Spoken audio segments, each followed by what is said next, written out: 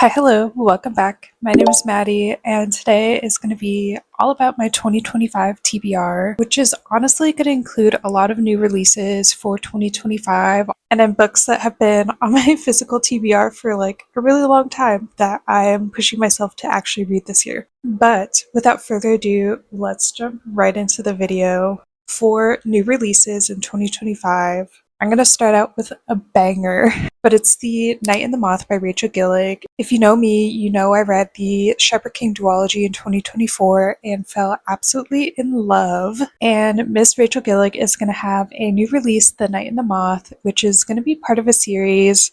It's being published May 20th. It's going to be another gothic romantasy, and I'm so excited because the premise of it sounds so interesting.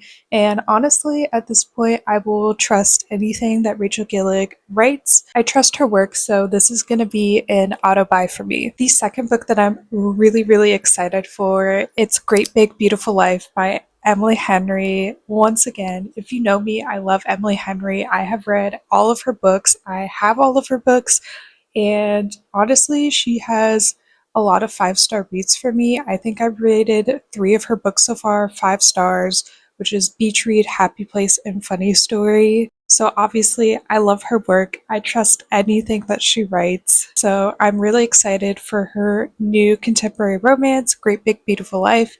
This one is being released in April, and I am so excited to read it. The premise also sounds very interesting. I don't know if this is an accurate description or not, but it kind of reminds me of like a Nora Ephron movie. So let me know if I'm wrong about that. Another book on my TBR is A Treachery of Swans. This is by the same author who wrote Where the Dark Stands Still. I read that book in 2024. I absolutely loved it. It is based on Polish folklore and has Howl's Moving Castle vibes. Obviously, I'm going to read her next release, A Treachery of Swans.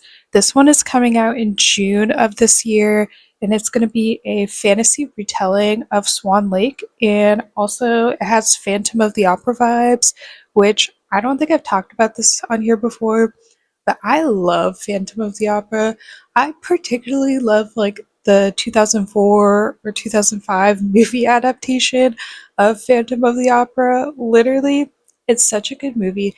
It has a banger soundtrack, which I still actually need to read The Phantom of the Opera, but completely different story. I'm also excited to read Holly by Adeline Grace. This is a novella after the Belladonna series. I also read and completed the Belladonna trilogy in 2024, and I thought it was a really good series all the way through. And she's coming out with a novella, and I'm going to assume that it's going to be holiday themed based on the title Holly, and it's also being released in October.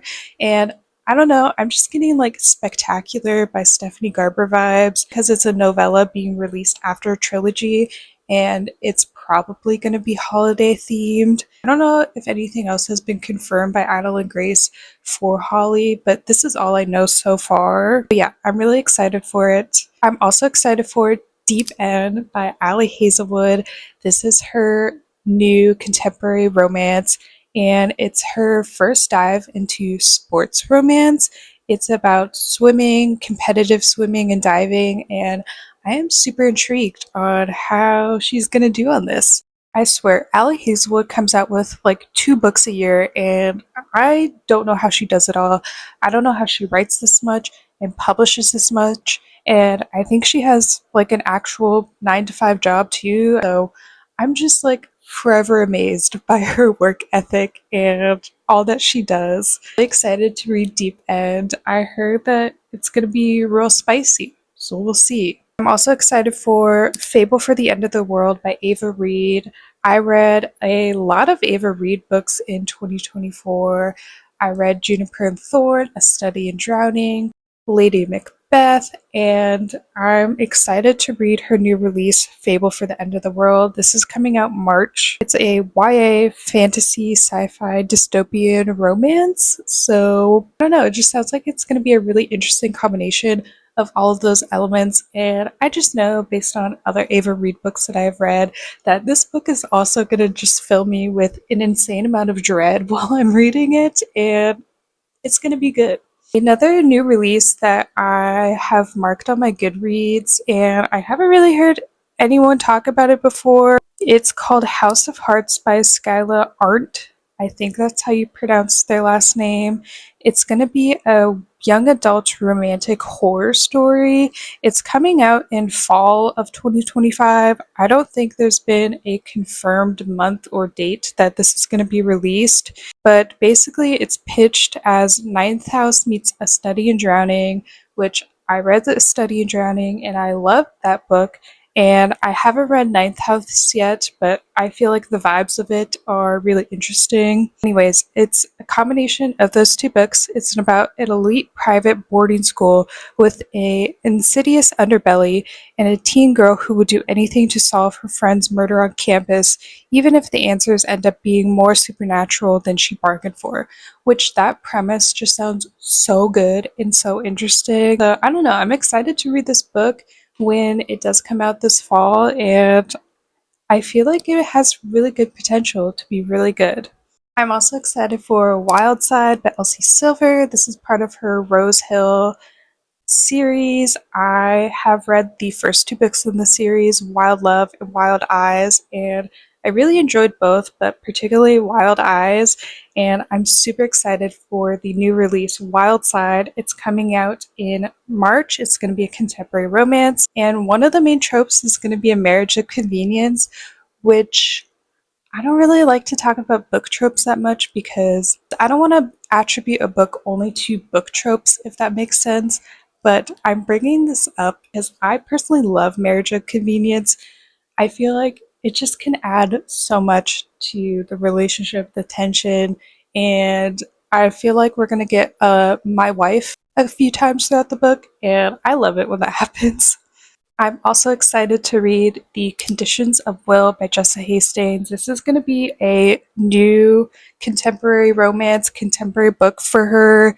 It's being released this April, and to me, it reminds me of Magnolia Parks and the Magnolia Parks universe, but obviously it's a different plot, different characters. But just like the vibes seem very similar, and that it's going to be a contemporary book with romance. I'm really excited to read this book. Also, Holly Jackson is coming out with a new book, Not Quite Dead Yet. It's being released this summer in July. It's a adult mystery thriller. I think this is Holly Jackson's first dive into adult books. I feel like all of her other releases have been young adult, so I'm curious to see how her writing style and plot and everything is going to be different in a adult book. But I guess the main character is essentially going to be solving their own murder, so that sounds really interesting. I'm also excited to read Oathbound by Tracy Dion. This is part of a young adult fantasy series. It's the third book in the series called the Legendborn series. It's being released this March, and I'm super excited to read it because book two kind of ends on a cliffhanger. So I've been waiting for like a year at this point to find out what is going to happen next, and I can't wait to find out what is going to happen next. Another book that I'm excited for, it's also part of this series, but it's going to be All Shall Mourn. It's being released this February. It's a young adult mystery thriller, the first book being None Shall Sleep. And I've talked about this a few times on my channel, but None Shall Sleep, it's basically if Criminal Minds and Silence of the Lambs had a baby together, it would be None Shall Sleep and its series. So far, every book has been like a new crime case that's been happening. So it's just been really entertaining to read. I love the characters, love the plot, I love the writing style. I will say, even though it's a young adult book, I feel like it is a bit dark than other young adult books I've read. Not that I personally mind, but I thought I would just point that out. Another book that I'm excited to read in 2025 is A Theory of Dreaming by Ava Reed.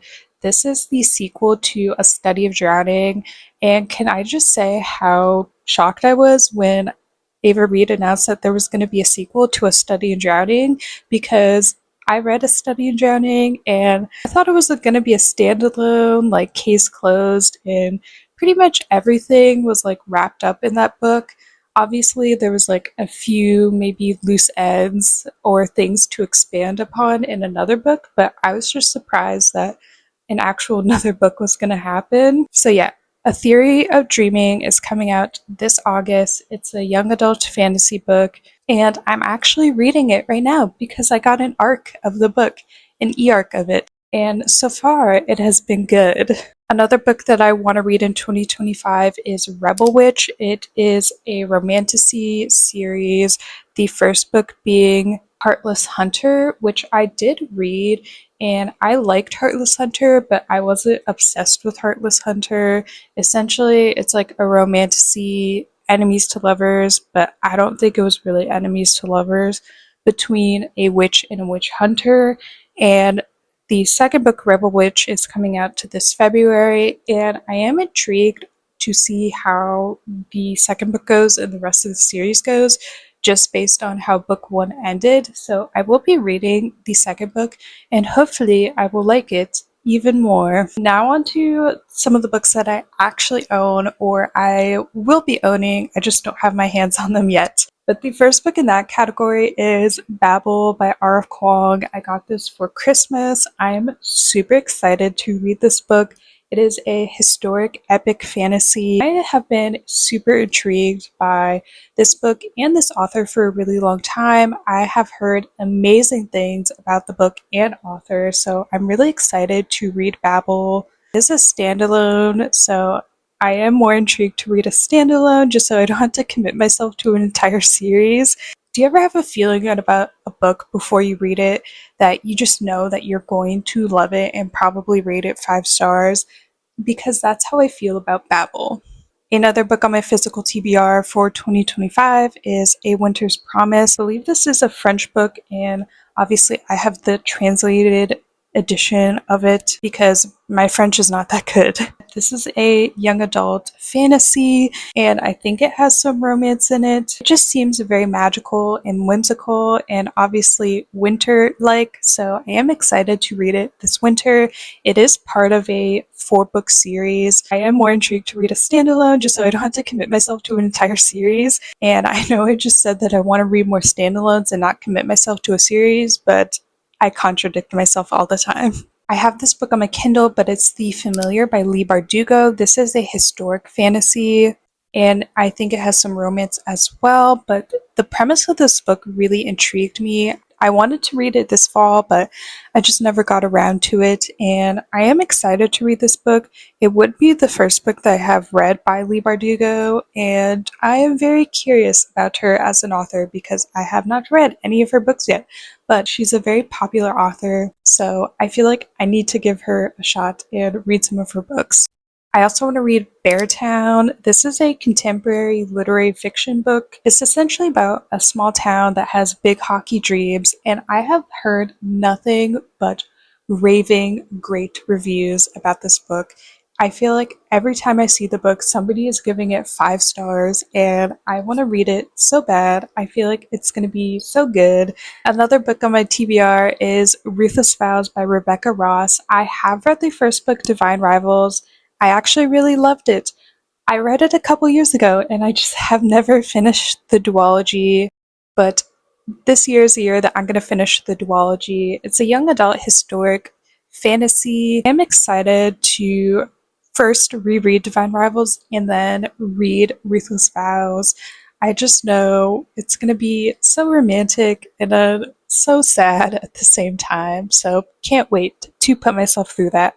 Another book that I am super excited to read in 2025 is Picking Daisies on Sunday. I'm like 99% sure this is a indie published or self-published book. I'm really excited to read it. It's a romance, and it just sounds like it's going to be so sweet and wholesome and romantic, and like it's going to be a rom-com. So I love that vibe, and I'm really excited to read this book. Okay, the next book is going to show the duality of myself as a reader because I also want to read A Certain Hunger. This is not a cute romance book. It's a thriller, and it's about a food critic who has a literal appetite for her lovers. So like I said, not wholesome, not cute, but I am excited to read it. I got this book from another YouTuber on here, Heather, a really long time ago, and I remember her enjoying this book, so I do want to read it. Another book that I want to read is My Year of Rest and Relaxation. I have read this author before and a few of her other books, and for the majority, I have really enjoyed her writing, so I am excited to read this book, but I feel like I've heard mixed reviews about this book, but honestly, I've heard so many mixed reviews about all of her books, so I'm willing to give this one a shot and see how it goes. But yeah, I love a good literary fiction book with a woman lead character who you root for their wrongs, if that makes sense. And I feel like this book might fit into that category. Another book that I want to read, and I was very, very kindly gifted to this by a friend. It's Heartless by Marissa Meyer. My friend gifted me a special edition of this book,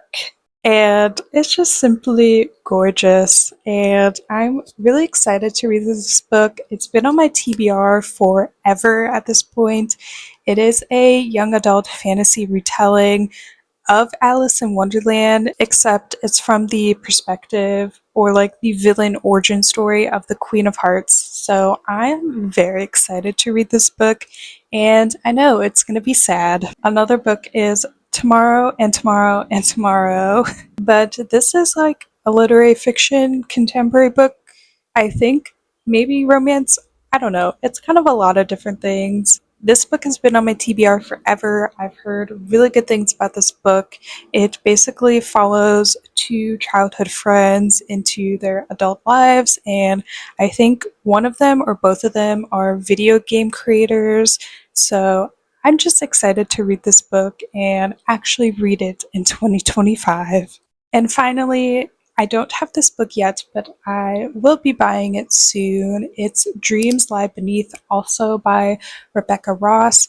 Me and another friend are going to be buying books and annotating them and then giving it to the other person. So I picked Dreams Lie Beneath for her. We both haven't read this book before, and I'm really excited to read it. I feel like it's going to be a good one. It is a fantasy romance, romantasy, and basically the magic is centered around dreams, which sounds really interesting to me. So I am excited to read this book and annotate it and gift it on to another.